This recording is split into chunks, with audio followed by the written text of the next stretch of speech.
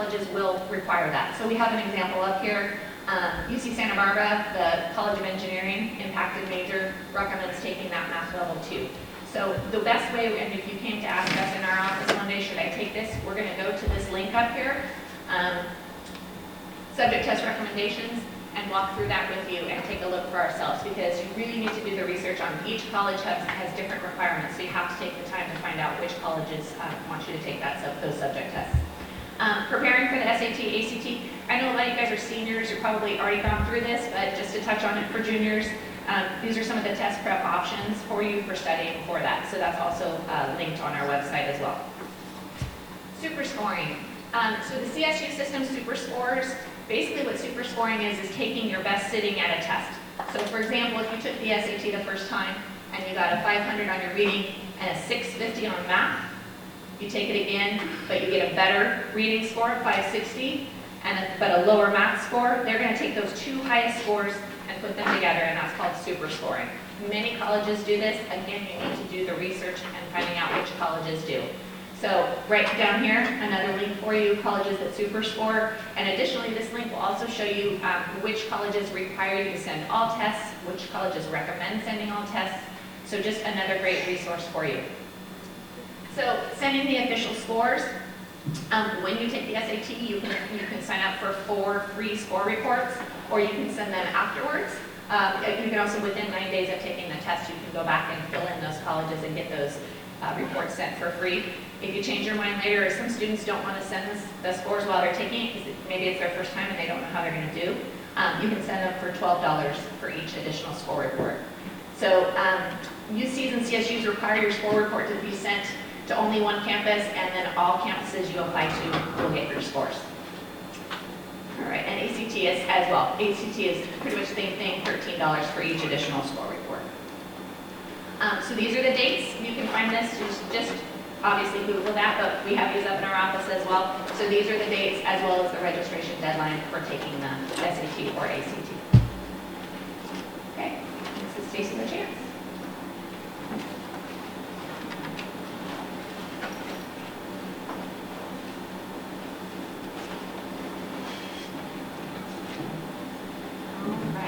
So my name is Stacy LeChance. I am the Sierra College Transitions Counselor. So I'm on campus twice a week for about 8 hours, and I work with the seniors going to Sierra College. Kind of start off with just some programs that we offer, not only at Sierra, but other community colleges, because we know that there's a wide variety to choose from. But all of them have the CTE, the Career Technical Education courses. So those are specifically, if you're trying to kind of just get in, get out with some type of trade, those are really great, because trade is really big right now in all of the occupations. And so we have a lot of programs that can get you out within 18 months or less. And then we also have so if you want an associate's degree, we have tons to choose from. And we have a really great website that if you click on academics, it'll step you through all the different programs that we offer.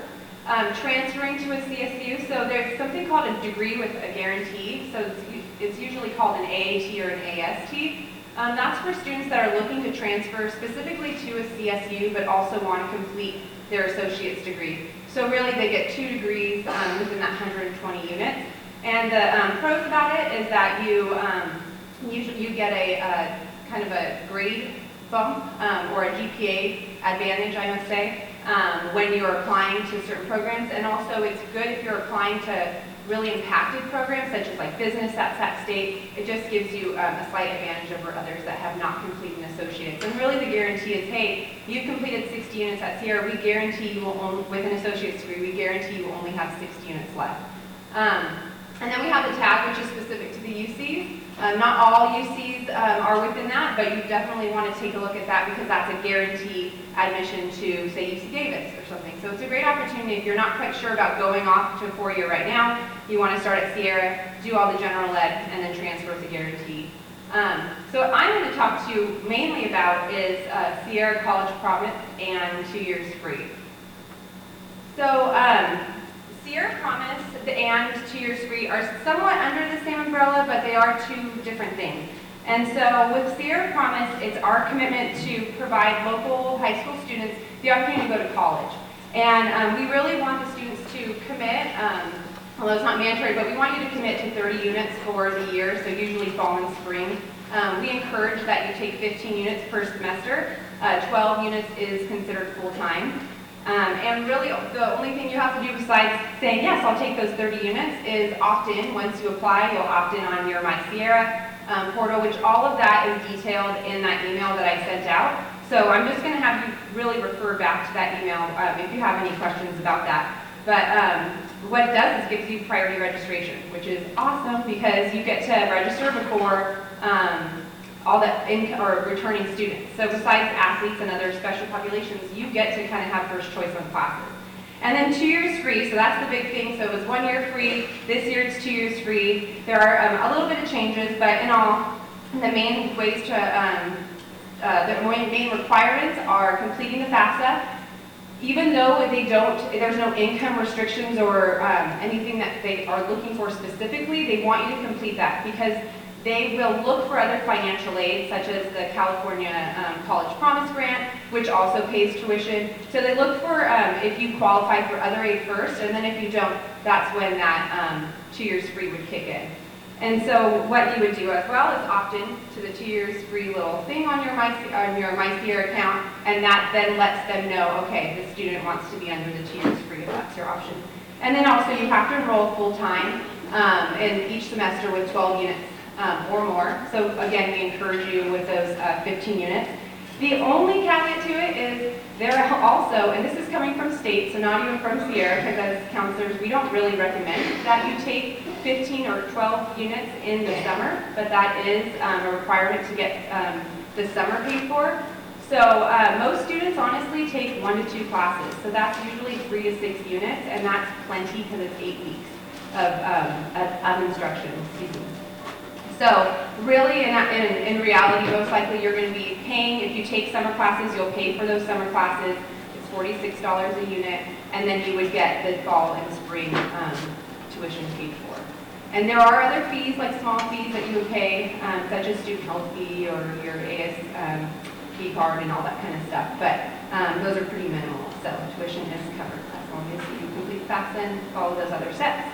I'm just going to encourage you guys to complete your FAFSA as soon as possible. It opens October 1st for the 2020-21 calendar year of FAFSA.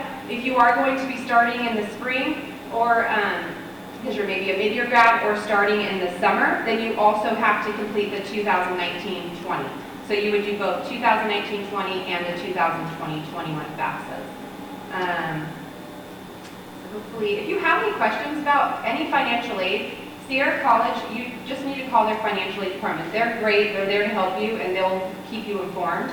So any questions like that, I'm going to probably refer you to them just because they are the professionals. And last, I just wanted to mention the enrollment steps. So please just refer back to that email because I'm almost up, I have 1 minute. But students will come, we have workshops starting October 8th, and we'll have those twice a month. They apply. There's a college and career planning online that they will do, and I will give them access to that. And then they will do that on their own, and once they complete that, I will see that, and then we'll set up a counseling appointment one-on-one with me and that student during the school hours. I try to get them out of a class with maybe a TA or lunch, so I try not to take them out of academic. And then just let you know, the counseling appointment is a student ed plan only. It's telling them what classes to take, not registering them. So they will have to register in April, and I will let you guys know all of the new information that comes out. But that's a big thing where students will go home and say, yeah, I already registered, I'm all good. And then really we didn't register them. So again, if you have any questions, you can always feel free to email me, but definitely look back at that email that I sent that has a lot of info. Thank you.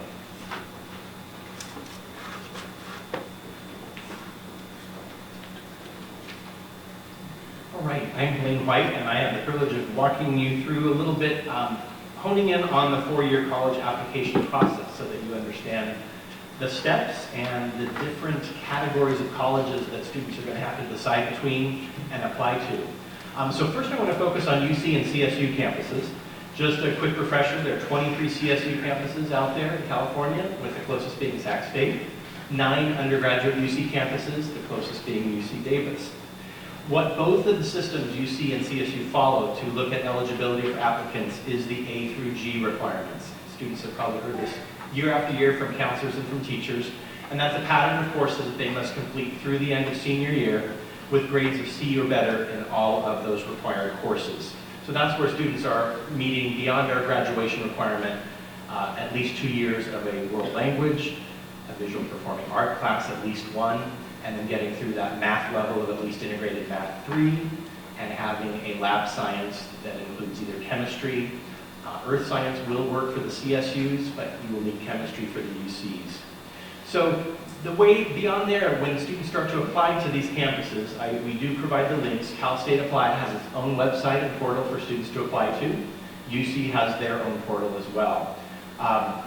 Students are going to be looked at very differently by the two systems. CSU uses a system called the Eligibility Index, and we actually link it for you there. That's based on a student's GPA in those A through G classes, in addition to their test scores. So really, the CSUs generate a number for a student. They line up all their applicants. They decide how many freshmen they're going to admit. They draw that line. And if you're on the right side of that line, you'll be offered a space. Okay? Some CSU campuses, if you contact them, will give you their cutoff last year. Others will not. Some publish them, others don't. But that can help you gauge how competitive a campus may be given your students' GPA and test scores. UC does a different system. They do what they call a comprehensive review. So they're really looking at different aspects of a student besides just the grades and test scores. It's a comprehensive review that the faculty across the UC system developed, and there are 14 factors that they consider. GPA test scores, of course, but they're looking at courses beyond the minimum A through G requirements. They're looking at how many honors, AP, and dual enrollment courses a student may have taken. The quality of the senior year schedule. So seniors, those of you who are out there saying, why am I working so hard senior year? It does count. The UCs are looking at, are you still challenging yourself through senior year? They're also looking at special talents, achievements, and awards, at kind of that promise for contributing to the intellectual vitality of the campus. The comprehensive review process can vary a little bit UC to UC, and we do provide a link up there for you to take a look at that if you really want to hone in a specific campus and how they're using the comprehensive review process.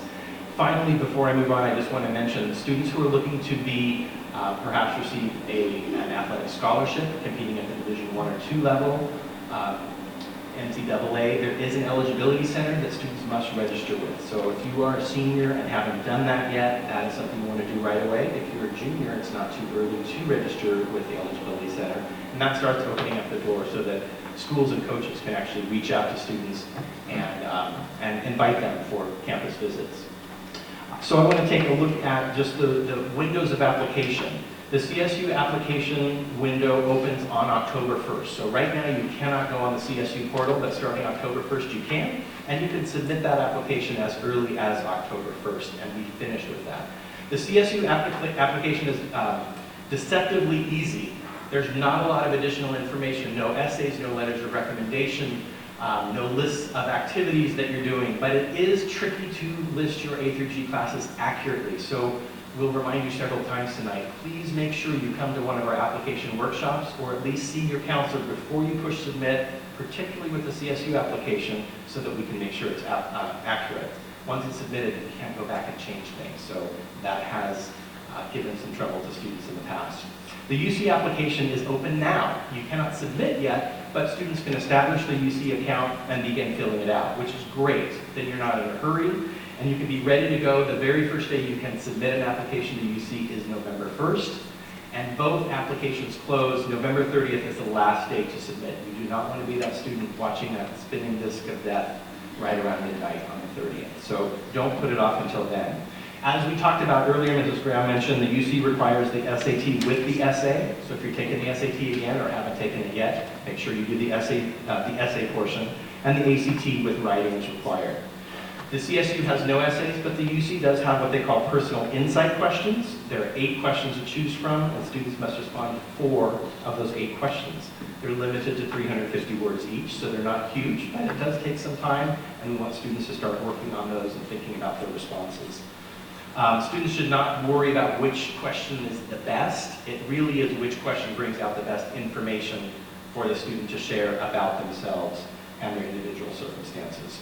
We are linking college application tips. It's very helpful. It's not great reading, but it is a step-by-step for UC and CSU with the trickiest parts of those applications outlined, so you can work on that from home. It is not updated yet for the current year, so it will still be helpful, no doubt, but counselors in the next 2 weeks are going to both UC and CSU conferences, and that will be updated and reposted as soon as we get that breaking information from those campuses. Independent and out-of-state schools. More and more of our students are looking out of state or at private colleges within and outside of California. That's because California colleges are so impacted in so many areas and in so many majors. You definitely want to take a look at, I'm not sure if we're mentioning it today or not, but WUI, Western Undergraduate Exchange, is a consortium of states on the western side. Not every college participates in it, and not every major within those colleges that do participate offer WUI, but it greatly reduces the tuition, so you're not paying that huge out-of-state tuition as a California resident. So that does open the doors for many students to go out of state. Common Application is a portal many students will use. In fact, it now represents almost 900 colleges throughout the U.S. that students can apply to. And once they've done the bulk of their application in the Common App, they're not having to redo it for each of those colleges. Letters of recommendation. I do want to point out, if a student is applying to any school through the Common App, a counselor will have to do what's called a school profile, and that includes a recommendation for the student. And generally speaking, the more competitive colleges through Common App are also asking for 1 or 2 teacher recommendations. So that's something we want students to be thinking about now, approaching their counselor, approaching their teachers, so that we can put them on our radars, our tracking list, and know what the earliest deadlines are. We ask that students give us at least a 3-week notice. The longer they give us, the more time we get to spend on making that a quality letter of recommendation. We have linked what we call a letter of rec packet here. Students fill that out one time, make photocopies of it, give a copy to their counselor, give a copy to their teachers. That gives us all the background information you may not know about the student. So apart from your transcript and test scores, who are you? What are your passions? What sports or activities or community service do you do? That can really help us provide that strong letter of rec. I do want to talk a moment about early action versus early decision. So more and more colleges are snagging the best applicants earlier than ever. And it can give you an advantage to getting into some of those more competitive colleges, but there is a difference between early action and early decision. Early action is not binding, meaning the student applies early, the college will let that student know early, hey, you're in, we have a space for you. However, you may still apply to every other college you have an application out for, wait until the spring where you get all your financial aid offers, compare them, and make a final decision. But you know you've got one in the bag right now with us. So early action can be great. It can mean an early deadline, as early as November 1st, so students really have to plan ahead for that. Early decision is binding, so that means a student applies early, the college lets them know their admission status early, and if they are admitted, the student agrees to withdraw all their other applications and accept that application, that offer from that one university. So for a student who knows exactly where they want to go, does not want to wait and see all the other answers, that can be the right decision, but it's not for everyone. Submission deadlines vary, so we really want students to be working on mapping that out so that they know their earliest deadline and can work with counselors and teachers on that. The Common App has 7 essay prompts that the student chooses one from, and it's a 250-word minimum, 650-word maximum, so students can start working on that now as well. One side note I want to mention out there is another application portal called the Coalition app. I know University of Washington uses it, I believe, exclusively, so we've got no choice with UW. But other colleges give you a choice, and we want to say to students and parents, if you have a choice, please use the Common App. It is much more user-friendly and helpful in meeting those deadlines than the Coalition app is if you have that choice. Moving on, I've talked a little bit about the personal essay, so students are going to have one personal essay in the Common App, but some of the more competitive colleges will have supplemental writings that the students will have to work on as well. So that can take time, and we want them to start that process now. Some competitive private colleges do, besides the FAFSA, which we're going to talk about tonight, the financial aid, free application for federal student aid, some require the CSS profile. It is run through College Board, and it's basically asking for more information about a family's income and financial situation. So we do have a link to the participating colleges. You want to scan that and submit that in the fall if your student's applying to any of those colleges that require the CSS profile. Demonstrated interest was mentioned earlier by Mrs. Fessenden. Colleges more and more are tracking that demonstrated interest. Did you come to a college fair? Did you talk to a rep? Did you follow up with that rep through an email? Did you follow the school on Facebook or Twitter? Did you come to a campus visit and take a tour? Sign up under the student's name so they know it was the student who was there. That can make a difference for some college admissions. Not so much UCs and CSUs, but private and some out-of-state schools do track that. Social media presence, we just remind students, more and more admissions officers are saying, yes, we look quickly at social media presence for applicants. What is your presence out there? What is the message? What are you posting? Check that out. College application tips, again, we'll be updating that as soon as we have the latest, but it will start to guide you now. In fact, the UC part is pretty up to date for the current year. So we tend to focus on the college applications taking so long for students to do properly, which they can, those that require writing especially. But just assembling that college list can be a daunting process. So with over 4,000 colleges across the U.S., how do you trim that down to the right list for you? There's no magic number, but I would say a lot of our students apply to somewhere between 4, maybe 6, maybe 8 schools. We've had students that apply to 10, 12, 14, but it gets ridiculous. It gets super expensive per application, a lot of work, and in the end, some of those students get many offers and then still have to work at how do I make a final decision. So we definitely want you to spend some time at the beginning paring it down, but really paying attention to a couple different categories. We refer to them as safety, target, and reach. And having a few schools in each of those categories, and not just applying to all those super difficult to be accepted to reach colleges.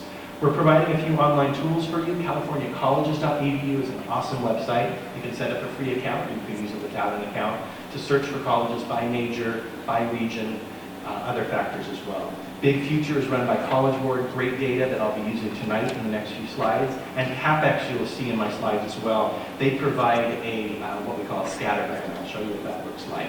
So I'm just going to present really quickly before I move on a scenario where a student is applying, and this student has about a 3.5 GPA and an SAT of 1200. So Sac State, we would consider this probably for this student pretty much a safety school. If we look at the stats above here for Sac State, and this is from Big Future, you can see that they accept 68% of their applicants. That's a pretty good admit rate. If we look at the GPA section over to the right, a full 44% are admitted with a 3.5 GPA or above, which means 56% are admitted with GPAs lower than a 3.5. And their average SAT range is in the 940 to 1140, and the student is above that, so that's looking good as well. In addition, Sac State does give priority to our local region students, so that's a plus as well. And if we look at that scattergram from the CapEx website, so the student does the star based on their GPA and test scores, and you can see the green dots are students who were admitted with that GPA and test scores, some lower, some higher, but the students in a big green area, so it's looking pretty good that they'll be admitted. It's not a litmus test, but it kind of helps show where you are in the crowd. And you can see the red dots are students who were not admitted. There aren't many red dots around the student, so that tends to make us think that's a safety school. Right in the middle, it might be a target school. You see Riverside, I'm using it as an example. They're somewhat selective, 51% admit rate, so they select a little bit lower than Sac State. You'll notice 86% are admitted with a 3.5 GPA and above, so only 14% are below that 3.5 mark, so it's definitely getting a bit more competitive. SAT range is not too bad, the student's at least in that average range, so we consider that a target school for the student. And when we look, they're still in a lot of green, which is good, but the reds are creeping in there. There are students that are close to that student profile that might not be admitted to UC Riverside. And that's something to keep in mind. So target school is not a guarantee. And finally, a reach school, and some of these schools, quite honestly, are what we call wildcard schools. Schools that admit below 20% really kind of fall into that wildcard category. You can have everything perfect as a student, GPA, test scores, great activities, and you may or may not get into some of these schools, like USC. 13% are admitted. It's a private school down in the Los Angeles area. You can see the SAT range is high. You can see that what's interesting is 30% are admitted with a lower than 3.5 GPA. But for a school like this, it probably means they've done something pretty extraordinary besides just their test scores and grades. Okay? So this would be a reach or wildcard school, and you can see those red dots are creeping in on this applicant. All right, I know I'm using more time than I have, so let me wrap up. A few other resources we're going to give to you. For UCs, it generally doesn't matter what major you're applying with, but there are a couple exceptions that can be more impacted, more difficult to get in with: engineering, nursing, business administration. Some art programs that require a portfolio, and some science programs. CSU, definitely it can make a difference, your major, your intended major. So we give you a couple links so that you can look at the impaction of those majors. Impaction means there are more qualified applicants applying than there are even spaces available. And I want to mention, as of September this year, there are 6 CSUs that are all impacted in all programs at all levels: Fresno, Fullerton, Long Beach, San Diego, San Jose, and San Luis Obispo, so Cal Poly. So those are among the most competitive CSUs to get into. Finally, we want to remind students about completing college applications. Come to one or more of our workshops. It's not a presentation. We want students to bring their laptops, work on their applications. We're there to help problem solve. We're also there to do a final review before they push submit. These are the dates that we're doing that. They're going to be in the College and Career Center, room 204. Start during 5th block, so if a student has an unscheduled 5th or a TA perhaps, they can come join us, and we go after school as well on those dates. We want to remind you to send your official SAT scores after you submit your applications, but most schools you do not have to immediately send a transcript. Okay, only if the schools ask for that transcript do you need to send a paper transcript. Any schools that you're applying to through Common App, your counselor is actually going to upload an electronic transcript. All right, up next, I'm proud to introduce Ms. Ellie Montgomery, our head counselor, to talk about financial aid. So one of the most stressful things when we're talking about college is, how are we going to pay for all of this? And just like when you're buying a car, almost nobody pays full sticker price for a car. In the same way, almost nobody pays full sticker price for colleges.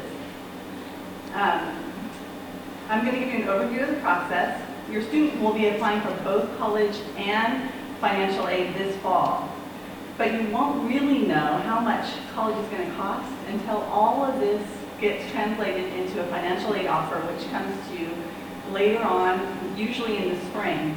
And so you can't really make any decisions until you have all of those financial aid packages to compare.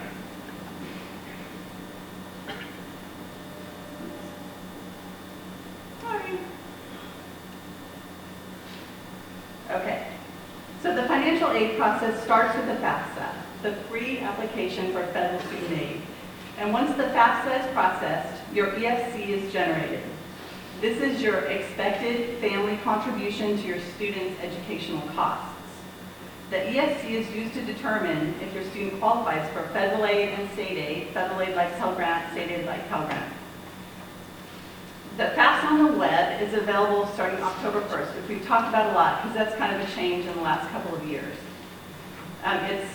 The online version is way easier than the paper version used to be if you did this with older students. There's sophisticated online edits and skip logic and online help for each question. And they have the IRS data retrieval tool that can actually upload information from your tax return so that it's already pre-verified, and that makes processing of your FAFSA a lot faster. So one thing that you guys can actually start right now, you and your student need to sign up for an FSA ID. And you got to think about this like a PIN code for your bank account. So it's going to verify your identity and give you a username and password that you choose. And you have to make sure you remember that, students. Put it somewhere very safe, because you will use that to access your FAFSA, to make changes if you want to add more schools, and to actually claim your awards once they're given to you. And it's also important to know that as parents, if you have multiple students, especially younger ones, you're going to keep this same FSA ID for forever. And so you don't change with each new student. And you can apply to that well before October 1st, so you should be doing that right now, and all the links are on here. And by the way, it's really important that you make sure you use verified links, and our links are verified, because there are predatory websites out there that try to get you to pay money to complete your FAFSA, for one thing. And you should never pay money to complete your FAFSA. It's actually called the free application for federal student aid. And so make sure you use a good link. So what money is there? So federal student aid. So when your FAFSA is processed, you're going to identify schools that you want it to be sent to. And the first kind of layer it goes through is the federal student aid. And it's going to be determined by your EFC. So the amount you qualify depends on your financial need. Your expected family contribution is determined by the information on your FAFSA, such as your income, your student's income, often your assets, how many people in your household, how many of those people are in college. And the EFC, that number stays the same no matter which college you apply to. The cost of attendance is the thing that changes. So the tuition and fees, the book supplies, room and board, that's the changing factor. So the cost of attendance minus your EFC equals your financial need. So federal student aid. So this is free money. This is not a loan. If you qualify for federal student aid, you can earn as much as $6,195 based solely on need. You can also qualify for federal work study and subsidized loans. So the Pell Grant is based on need, like I said. Federal work study is, there are certain jobs on campuses that only if you qualify for this type of aid do you get to apply for and hold that job. So it's kind of a secure job and it's subsidized. And just so you know, every package that you get from college that will include some portion of money that the student is required to earn, whether that's summer income from a job or working during the school year, and this work study can be a great way to have a part-time job during college. And then the difference between subsidized and unsubsidized loans, subsidized loans usually have a better interest rate, and they have provisions in place to forbear the paying back while the student is still in school. So they can be a lot better deal. California state aid. So after federal, then they'll be processed through the California system. And the California aid includes the Cal Grant, which is free money for income eligible students who have a minimum GPA, so there's a GPA requirement. For Cal Grant A, it's 3.0. For Cal Grant B, it's 2.0. And there's also income ceilings. For this year, it's $56,000 for a Cal Grant B for a family of 4 and $106,000 for a family of 4 for Cal Grant A. If you make too much money for the Cal Grant and you're attending a CSU or UC, you could qualify for the middle class scholarship. This has been new for about the last 3 or 4 years. If your income is less than $171,000, and the max award for that is $5,052 for a UC and $2,298 for a CSU. You can see that the amounts change based on the cost of the education, and that's going to be common throughout this process. It changes. Your need doesn't change, but the cost of college changes, and so your award changes. If your student is headed to a UC and the income is less than $80,000, it's awesome because you get to have all tuition and fees paid for in the Blue and Gold Opportunity Plan. So that's a great one. Mr. White mentioned the WUI, and we were just in the Sacramento Bee. Delora was mentioned as sending a lot of students to out-of-state schools. And this is a big reason why the WUI is that Western undergraduate exchange that provides tuition discounts for our neighboring colleges. And each college handles the WUI a little differently. At Southern Oregon University, I'll just give you a couple of examples. Southern Oregon, a student qualifies automatically if they're accepted to the university for $12,000 a year. At UNR, which a lot of our students go to, it can save you $11,000, but students need a minimum GPA of 3.25 and an ACT of 26 or SAT of 1240 to qualify. So it's different at every school, and it's also can be major and GPA dependent. So make sure you check out our link to see if the colleges you're interested in offer the WUI. So in order to qualify for a Cal Grant, remember, starting October 1st, you do your FAFSA. You'll need to enter at least one California school to even be considered for a Cal Grant because they do not provide aid for out-of-state schools. You will hear about a GPA verification as you get through the process, and don't worry, we are doing it for everybody. We actually have a opt-out option if you don't want your GPA submitted, but we will submit everybody else's GPA so you get Cal Grant consideration.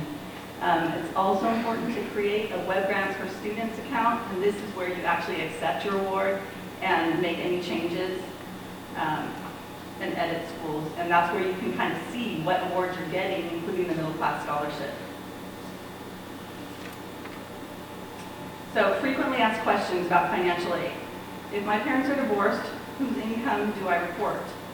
So you report the income of the parent who you stayed with most during the year. And if you say, well, I have split custody, well, you're staying with one more day than the other, and that's whose income you report. If that parent is remarried, you must also report the income of their spouse. Can I claim independent status on my FAFSA to increase my financial aid awards? No. You are dependent. You are a dependent student until the age of 24 unless you're married, have a child, are homeless, or an emancipated youth, awarded the court, or foster youth. This is the one we get all the time, and we want to make sure you know the answer. My parents make too much money. Do I really need to submit my FAFSA? Absolutely. We encourage everyone to do a FAFSA because colleges use that information to also qualify you for merit-based aid. In other words, if you have a really high GPA, you can qualify for scholarships, but only if you've done the FAFSA first. And just like Sierra College, they will give you 2 years free, no matter what your income is, but you have to do FAFSA. And so that's what a lot of colleges do to give out their scholarships. There's help out there. First of all, it's not very hard. If you haven't done it before, it's not something to be scared of or intimidated by. I did it with my 2 kids for 5 years, and it takes about 30 to 45 minutes. Mr. Barker did it last year, and Mrs. Brown's going to do it this year.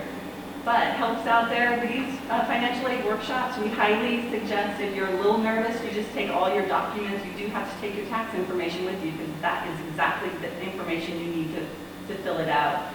It's important that you have already gotten your FSA ID, so you're ready to roll when you go to these workshops.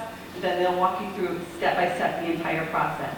You don't have to be going to or even applying to Sierra College to attend these workshops and get the help that they offer. All right, Mr. Barker is going to talk about scholarships because he's our scholarship guru and also getting through the rest of senior year.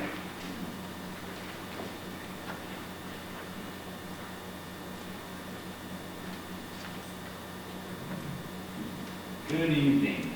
So I am kind of leaning back a little bit to scholarships, what Mrs. Montgomery was talking about as far as paying for school. And the reason why, scholarships, a lot of times we get a lot of questions from students and parents. I need to be applying for scholarships right now. And if you'll remember back to what Mrs. Graham said, the college application process, it really is a process, and it's in chunks. And the chunks come at a specific time in the calendar. You have that on that handout. So take a look at that. Scholarships and financial aid, obviously, FAFSA, that's going to be where your big money comes from, okay? When you're looking at other scholarships, a lot of times parents and students, they're out there and they're looking for those national scholarships. They're looking for those big, where they're applying for those big scholarships that everybody's applying for throughout the country. And I always tell students and parents, winning a scholarship it's a numbers game. And it's kind of like playing the odds a little bit. It's up to you if you have the time to go out there and apply to those nationwide scholarships or even the regional or statewide scholarships.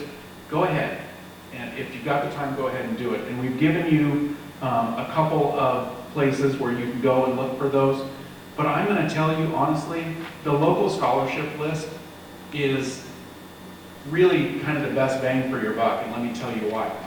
With some of those regional, state, or national scholarships, you're competing against thousands, in some cases tens of thousands, hundreds of thousands. Our local scholarship list, we'll have local organizations who will offer our Del Oro students scholarships ranging, most of them are $1,000 to $1,500. Some of them go up to $2,000, $5,000, $10,000, but I might have 2 applicants. So you can do the numbers on that. I might have 2 applicants for one scholarship. The scholarship that we get the most applicants for is the Parents Club Scholarship. They give away, this last year they gave 15 $1,000 scholarships, and I had, I think, 57 applicants. But some of these scholarships, again, I might get 2 or 3 applicants. So, again, the local scholarship list, we've given you the link. That thing is really going to start filling up with scholarships around December, January. Notice, for the most part, applications are completed. Once that's done, then it's time to start focusing on scholarships. Now, remember back in October you did your FAFSA. That's where kind of your big financial aid is going to come from. These scholarships, again, that's going to help pay for some incidentals, maybe a computer, maybe books, those types of things. So that's kind of where you need to be spending your time. At least that's my recommendation. All right. Steps following the application submission. These are the things here that you need to be paying attention to after those applications have been submitted. You got to make sure that you stay vigilant, that you're not slacking. Senioritis is a real thing. You have to fight it with every fiber in your body, okay? Because just because your applications are in, that doesn't mean it's time, to kick your feet up and take it easy. It's a very important process. You're not finished once your statement of intent is submitted, and that comes later. That's in May 1st. You're going to submit your statement of intent, and even then, the process isn't finished. Okay?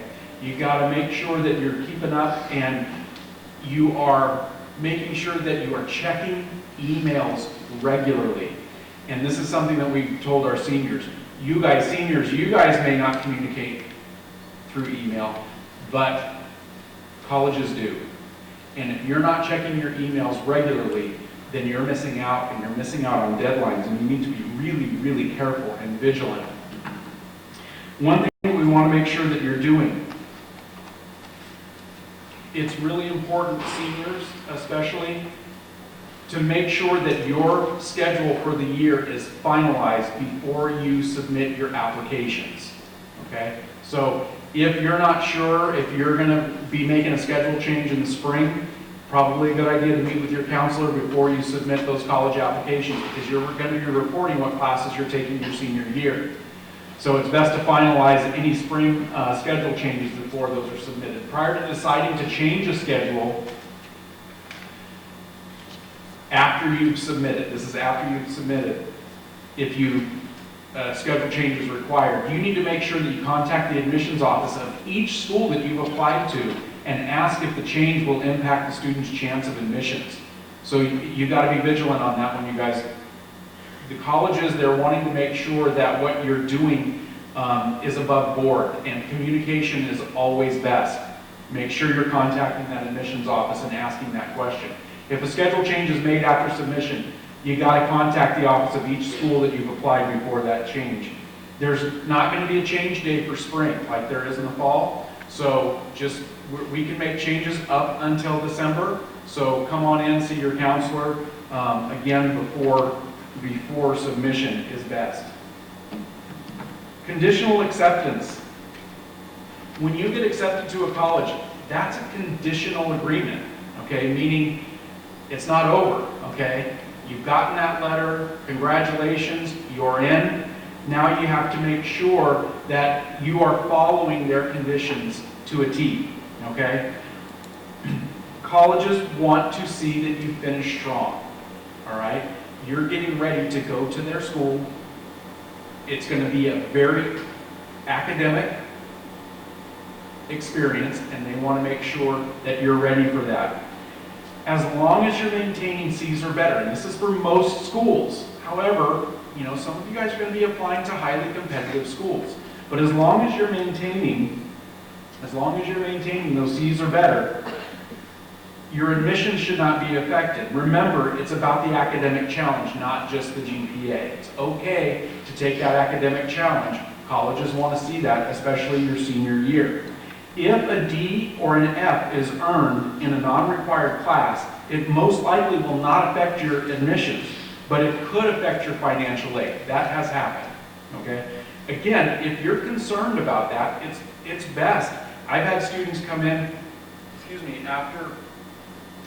after they've been admitted or accepted, and they're struggling in a class, and you know, what do I do? What do I do? Is this going to affect my admissions? The thing that I always tell them, call and have that conversation. Explain to them what you're doing, what support you're getting, those types of things. Many times they're going to say, finish strong, do your best, that's all we can ask. Final transcripts are required at the end of the year.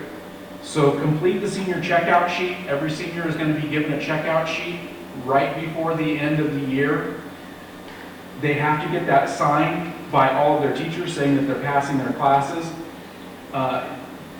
You'll also be asked to list the college that you will be attending in the fall, and then we will send your final transcript in June to that college that you tell us to send it to, okay? Some more important details. Like I mentioned, doggedly monitor student portals and emails. Look for your student aid report from each school that you've been accepted to. You're probably, now that the FAFSA opens up in October, you're probably going to start getting some of those student aid reports a little sooner than it used to be. A lot of times you wouldn't get them until April, but now sometimes we're getting them even as soon as February, March. And remember, you don't have to declare what school you're attending until May 1st. So you've got some time to sit down with those student aid reports and see how much each school is going to cost you before you make the decision that's best for you and your family.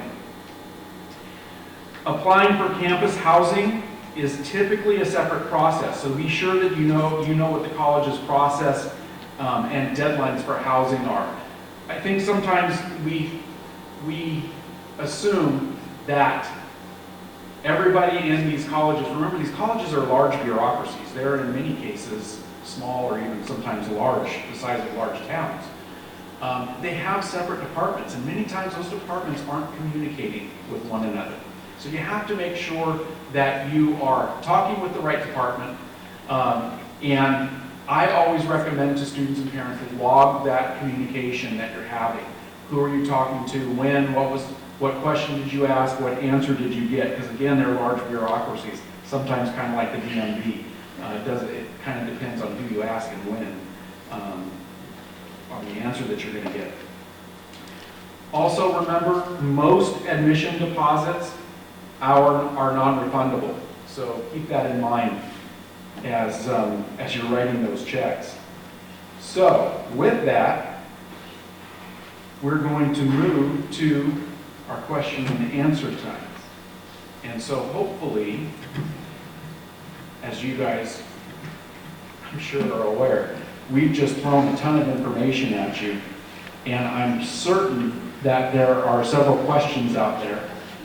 Don't be afraid. Probably if you have the question, there are 3 or 4 others out there that have it as well. A lot of times this is where kind of the good information comes out too, the more specific. So we've got some counselors wandering around with the mics, and we're playing the Phil Donahue for those of you that are old enough. So right up here. What GPA are the different colleges using? That's a good question, and it varies. Okay, so here, for example, when you're applying to CSUs, you're just reporting the classes that you took and the grades that they earned, and they are going to compute the GPA. They are only using, the CSUs are only using the grades from the college prep classes for grades 10 and 11. So you really can't compute that GPA on your own. I mean, you can, but they'll do that for you. The UCs are the same way. They're using those academic courses, the grades out of the academic courses from the college prep courses only for grades 10 and 11. Of course, they're still looking at freshman grades because they want to make sure that you've met the A through G requirements as well, the college admissions requirements. So it varies. Many of your Common App schools, they're using the total weighted GPA, and so it varies. What I would say the best thing to do, make sure your student is attending those workshops that we offer, and they're going to bring their application with us, and if they have a question, we can work through that with them. Okay, so FAFSA. Yes. I have one that's in college right now. He completed his FAFSA for this year, but we have an admitted return, which actually reports less income because of new laws. So how would we apply that to the current year and the possibility of more money? I mean, it's just a question. Even my CPA is looking at me going, no, it's a good question. And so am I. So here's the thing that I know about FAFSA, and I just went through it myself with my 2 kids that just graduated in the fall. Again, Mrs. Montgomery said, don't be intimidated by it. It is much more simple than it was way back when we did it. The thing that my understanding of the FAFSA and the way it works is it's kind of a living, breathing document. And so as things change, and even as you're turning things into the IRS, and if you did that link between the IRS and FAFSA, then it should be updating on its own. Is that your understanding?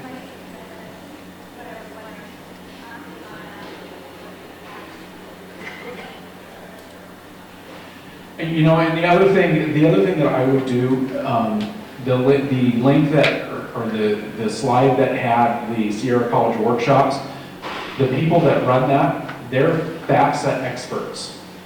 And so we're always recommending, and like Mrs. Montgomery said, it's open to everybody regardless of where you're attending. They don't even ask, are you going to be coming to Sierra College? They don't care. And as it pertains to your student who's in college right now, definitely contact that financial aid office. They can guide you with regard to his package.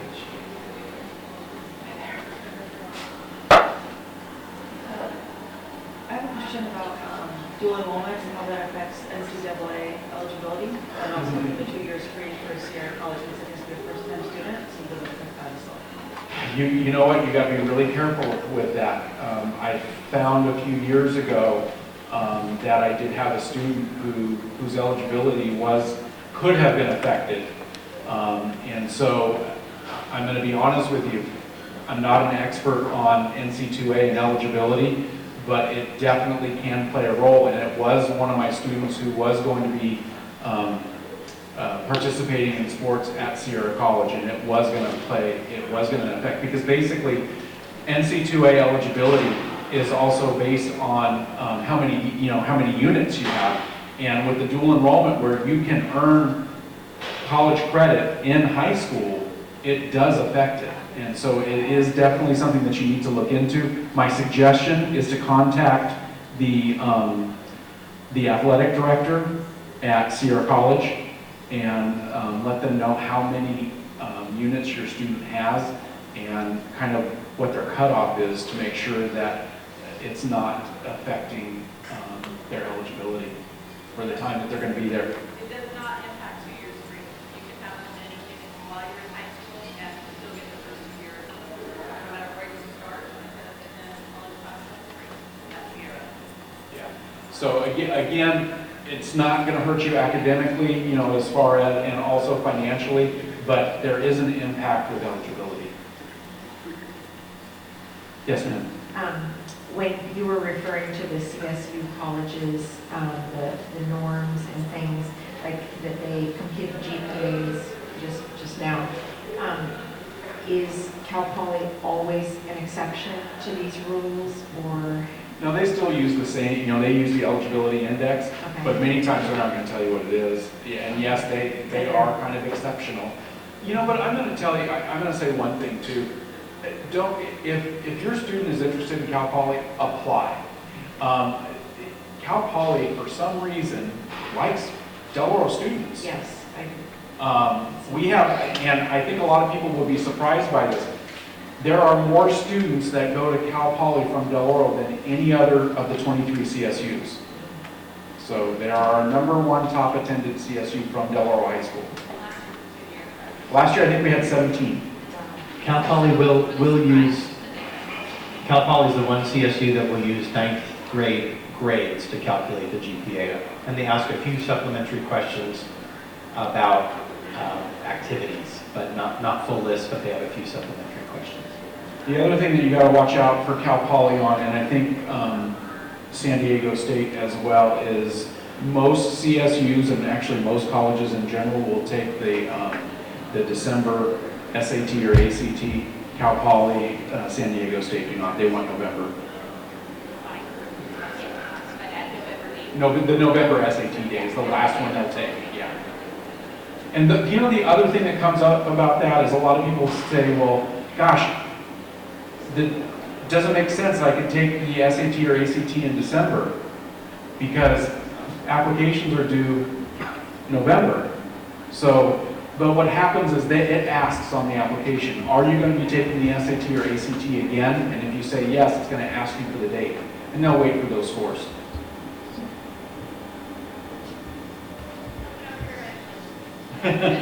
Come on, Phil. My question is also about dual enrollment for submitting transcripts. I know, so how do we submit? Do we need to go to Sierra College and request them from them, or is it just automatically through Del Oro? It is not automatic through us. Great question. Thank you for that. I'm going to tell you the easiest and cheapest way to get your transcripts from Sierra College for the dual enrollment is go onto your My Sierra account and order a PDF file sent to us.